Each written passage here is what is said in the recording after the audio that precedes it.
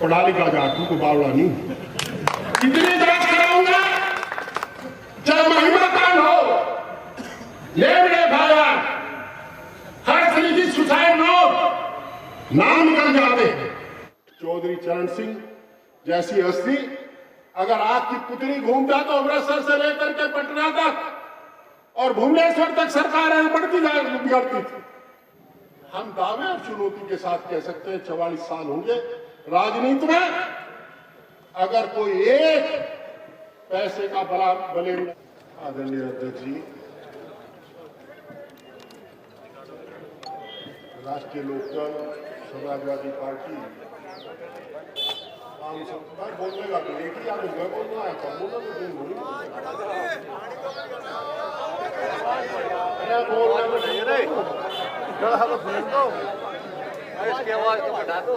Samajwadi party, राष्ट्रीय लोकदल, आम समाज पार्टी, आजाद समाज पार्टी, किसान यूनियन के समस्त पदाधिकारीगण, सम्मानित अधिकारीगण, सम्मानित कलमगार और छायाकार साथियों और कमेरे साथियों, जिनके सम्मान की रक्षा के लिए हम सब लोग यहाँ बैठे, मैं सभी को सुन रहा हूं। अजीब विडंबना, लोकतंत्र के बारे में पता लगाता कि लोकतंत्र संविधान के द्वारा चला है। यहां संविधान को रोज तोड़ा जाता। डेमोक्रेसी में जनता की सरकार जनता के द्वारा जनता के लिए चुनी जाती है। और जो यहां हाल हो रहा, मुझे तो अफसोस ये है कि कभी कभी हमारे पढ़े लिखे अधिकारी भी चूक करते। बहुत छोटा मामला था, जांच आपको करनी, इन्होंने तहरीर दी थी, मुकदमा दर्ज कर लेते, आप एक्सपर्ट कर देते, 182 का मुकदमा इनके खिलाफ चला देते, आप एफआईआर लगा देते, इसकी जरूरत नहीं थी। मामला मात्र शक्ति का है। विनोद मलिक को अगर ये गलत फहमी हो कि हम इसकी वजह से आए, नहीं, अगर टोल पर इसका कोई झगड़ा हो जाए, इसके व्यापार में हो जाए तो हम इसका साथ नहीं देंगे। ये मामला उस मात्र शक्ति का जो पूजा के योग्य है, जिसे हमारे शास्त्रों ने पूजने का वंदनीय कहा है, माँ की ईश्वरी, हमारी चाची। अगर इसकी माता ये तो हमारी चाची भी, किसी की ताई होगी, किसी की दादी होगी, बापी वाले तो थोड़े ही बच गए। दोस्तों, अफसोस ये है, अभी भाई तिरसपाल जी बताए, हम लोगों ने तानाशाही भी देखे। हम पढ़ते थे विद्याभूषण जी, आदरणीय स्वर्गीय विद्याभूषण, बड़े तानाशाह मंत्री, हमारा रोज झगड़ा होता था, हम स्टूडेंट लीडर थे। परंतु जब 85 में टिकट मिली तो आज उनका पत्ता था, उन लोगों को टिकट देने वाला था नहीं। और वो विद्याभूषण जी मेरे साथ खड़े थे 85 के चुनाव में, जब मैं लोकदल से चुनाव लड़ा। उस महान व्यक्ति की, जो एक देश का पूर्व प्रधानमंत्री नहीं, महान स्वतंत्रता संग्राम सेनानी, कितने लोग जानते हैं? श्रद्धेय चौधरी चरण सिंह और पूजनीय माता गायत्री देवी जी ने जेल काटी है, इस देश की आजादी के लिए जेल गई। उनकी तस्वीर को डिसलोकेट कर दे, इससे बड़ा पाप इस आजाद भारत में हो नहीं सकता। और दोषी वो सब है जिन्होंने उस पाप को छुपाने की काम किया, उसको दबाने का काम किया है, उस एफआईआर को ना लिखने का काम। पता नहीं सरकार ये चाहती है कि इन्हें उत्तेजित करो, लोगों को सड़क पर लाओ। मेरा लंबा अनुभव, जब सरकारें चली जाती है, सरकारें गई हैं, मैंने वो दिन भी देखा है जब इंडिया इज इंडिया कहा जाता था और इंडिया आज स्वयं चुनाव हार गई। फिर कमीशन बढ़ते हैं, जांच आयोग बैठते हैं, जांच होती है, गर्दन किसकी फंसती है इसका जरा हमेशा हिसाब रखो। और राजनीतिक आदमी का दिमाग कंप्यूटर होता है। आज तात्कालिक निर्णय लेते, हम दीर्घकालीन निर्णय सोचते हैं। हम कभी भी संविधान से बाहर सोचने का काम नहीं करते। उस महान स्वतंत्रता संग्राम सेनानी जिन्होंने देश की और प्रदेश की पंचायतों में बैठने का मौका हमारे ऐसे लोगों को दिया, अगर चौधरी चरण सिंह ना होते तो मुलायम सिंह यादव जी इस देश के 4 बार प्रधानमंत्री मुख्यमंत्री ना बनते, देश के रक्षा मंत्री ना बनते।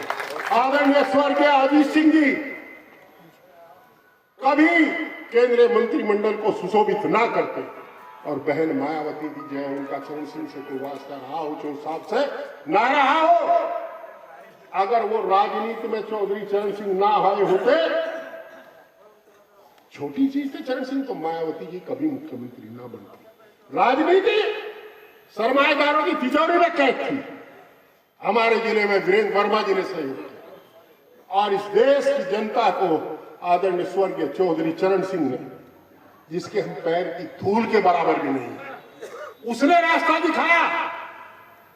और दोस्तों, उसके चित्र को हटा दे, अगर हटा है तो ये गंभीर मामला है और ये सदन और सरकार में सब जगह उठाने का मामला, सब जगह उठाने का काम होगा। मैं आपको बता रहा हूं, इसे गंभीरता से लीजिए, इसे हल्के मत लीजिए। चौधरी चरण सिंह जैसी हस्ती अगर आग की पुतली घूमता तो अमृतसर से लेकर के पटना तक और भुवनेश्वर तक सरकारें बिगड़ती थी। चौधरी चरण सिंह की विचारधारा को लेकर के चलने वाले 2 दल अगर उत्तर प्रदेश में है, समाजवादी पार्टी, राष्ट्रीय लोक दल, तो बीजू जनता दल भी उन्हीं की विचारधारा को लेकर के चला। हरियाणा की सरकार बैठी हुई जेजेपी और इंडियन नेशनल लोक दल भी उसी की विचारधारा को लेकर के। नीतीश कुमार हमारे साथ थे, लालू यादव हमारे साथ राज्यसभा में रहे, उनका भी स्नेह चौधरी चरण सिंह है। मैं किस किस प्रदेश के नाम गिनाऊं, मैंने बरनाला जी को देखा आज इस दुनिया में नहीं, मैंने प्रकाश सिंह बादल जी को सुना, बैठ करके सुना। वो चौधरी चरण सिंह को अपना गुरु बताते थे कि सिखों के 10 गुरु हैं, उसके बाद अगर धार्मिक भावना याद ना आवे तो मैं ये कह दूं कि चौधरी चरण सिंह भी हमारे गुरु। ऐसी घटनाएं नहीं हुई। गवर्नमेंट में दो और गवर्नमेंट में कम, बट ये डेमोक्रेटिक सेटअप अधिकारियों कंधे पर बैठ करके चलता है। चुनाव भी ये निष्पक्षता से वो कराते हैं, संपन्न कराते हैं। हम लोग जनता के रहमो करम पर हमारे फैसले यदा कदा जनहित में ना होकर के मत हित में होते हैं। पर आप अपनी बल बुद्धि पर चयनित हुए हैं, आपके फैसले तो संविधान के अनुकूल होने चाहिए, जो पासिंग आउट में आपने जो शपथ खाई थी उसके अनुसार होने चाहिए। आप हमारा इलाज कर सकते हैं, हम बखूबी जानते हैं। आजकल तो जिस नेता का इलाज करना है तो FIR दर्ज करो, 4 गवाह लगाओ, 2 साल की सजा कराओ और विक्रम सैनी बनाओ। परंतु ये मत भूलो, हम भी कम पढ़े लिखे नहीं है। जिसकी तलाश में लग जाए उसका कैरियर बर्बाद कर सकते हैं, हम ट्रांसफर पोस्टिंग भी करा सकते हैं। हम चरणसिंहवादी लोग हैं, गांधीवादी लोग हैं, हम मारपीट में हिंसा में विश्वास नहीं रखते, पर हम पढ़े लिखे लोग हैं। हमारे माँ बाप ने हमें पेट काट करके पढ़ा है, हम स्कूल में फीस माफ करके नहीं पढ़े। हमारी कलम भी चलती है और हमारी जिह्वा भी चलती है, हम दोनों को चलाना जानते हैं, जानना जानते हैं। हम शांति के पुजारी। विरोध सब कुछ को उकसाएंगे और मित्रों मैं आप सभी कह रहा हूं, अगर इंसाफ चाहते हो तो लंबे आंदोलन के लिए तैयार रहो, पर आपका आंदोलन निश्चित रूप से गांधीवादी, चरण सिंहवादी, मुलायमवादी होना चाहिए, अजीतवादी होना चाहिए। अगर आपने हिंसा की तो आंदोलन टूट जाएगा। प्रशासनिक अधिकारी ये चाहा करते हैं कि आंदोलन में हिंसा हो जाए, आंदोलन पथ भ्रष्ट हो जाए और मुख्य मुद्दे से निकल जाए एक तरफ। हमारी मांग है, एक दिन मुझे एक अधिकारी ये समझावे कि साहब सट्टे वाले की तलाशी, जो आदमी पकड़ा जाता है उसकी तलाशी के लिए पुलिस कप्तान है ना, उसे परमिशन लेनी पड़ती। हमने सोचा अगर तू इसे ये कहे मुझे 44 साल हुए काम करते हो लिए, अपराधी की परमिशन देने में अगर एसपी देने लगेगा तलाशी की, तो मैंने कहा ये अतिशयोक्ति होगी, मैं हम अपने अनुभव के बारे में नहीं बताऊं। हमने कहा चलिए ठीक है, कोई महात्मा की सिफारिश नहीं, अगर कोई गलत काम कर रहा है तो उसे सजा मिलनी चाहिए। पर दोस्तों, किस गांव में इस वक्त नहीं बिक रहा? बताइए आप, ऐसा कौन सा बताऊंगा बिक रहा है गंज में इस वक्त? कहां सख्तानी हो रहा? ये कौन करा रहा? कौन किसकी वजह से हो रहा? हाँ, हम शराबी बातें हैं। हम दावे और चुनौती के साथ कह सकते हैं 44 साल होंगे राजनीति में, अगर कोई एक पैसे का बड़ा ब्लेम लगा दे, एक माननीय मुख्यमंत्री हमसे नाराज होंगे। उन्होंने डीएम को कहा कि इसने बड़ा परेशान कर रखा है, इसकी जांच कीजिए, तो डीएम ने उसे कहा नहीं, ठेकेदारी करता रहता है, हमेदारी करता, कहा बिगाड़ूंगा इसका। सही। दोस्तों, मैं प्रशासन के अधिकारियों से भी एक निवेदन करना चाहता हूं, आप अपनी बुद्धि के बल पर चुन करके आए। इलेक्टेड और सेलेक्टेड में अंतर है। अगर हम और मुख्यमंत्री चाहे तो एक चपरासी आउट ऑफ टर्न प्रमोट नहीं कर सकते। हम कर कोर्ट बैठिए और हम भर्ती नहीं करा सकते। सिपाही जो भर्ती होता है बड़ी कठिन परीक्षा देकर, उसका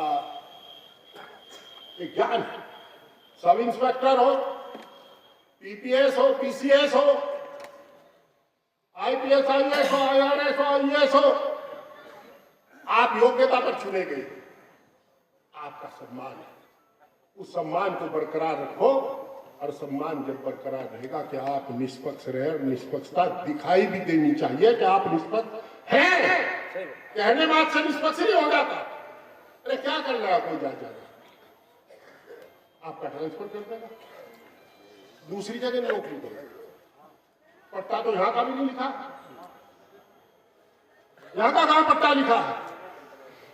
दोस्तों, यहां ये तय हुआ कि वरिष्ठ लोग बैठ करके निर्णय करेंगे।